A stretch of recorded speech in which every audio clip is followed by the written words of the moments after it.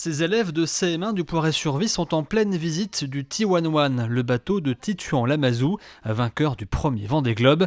Une visite qui leur permet de mieux comprendre la vie des skippers durant la course avant de se plonger dans la découverte de la faune marine. J'étais vraiment contente d'avoir visité et puis je me rends compte que c'est vraiment très difficile de vivre dedans.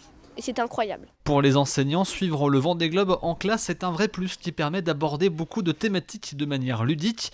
La course permet aussi d'intéresser les élèves à de nombreuses matières. On le travaille au quotidien dans toutes les disciplines, que ce soit les mathématiques, la géographie, mais aussi au travers de la grammaire avec des petites phrases ou des textes de lecture qui sont autour du Vendée Globe. Et c'est vrai que c'est un projet qui est très très porteur pour les enfants qui se saisissent de tout ça en ramenant aussi les informations de la maison, en suivant aussi et en partageant tous les jours un petit peu l'avancée de leur course et de leur skipper. Ils suivent plus particulièrement chacun un skipper.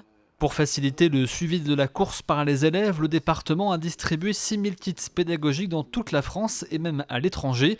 Le site Vendée Globe Junior, dédié aux enseignants et aux enfants, a même été traduit en anglais et enregistre plus de 3 millions de vues depuis le départ. Nous avons bien compris que cette course internationale intéresse très largement et c'est un travail que nous avons lancé avec l'UNESCO en particulier. Je me suis rendu directement à New York au siège de l'ONU où ils sont intéressés à ce que nous puissions mettre à disposition toujours plus de contenu pour toujours plus d'enfants, les enfants du monde entier. 5000 élèves sont venus visiter le village départ durant son ouverture et ils seront 2000 de plus à venir ici au PC Course jusqu'au 31 janvier pour découvrir l'envers du décor du Vendée Globe et le monde de la mer.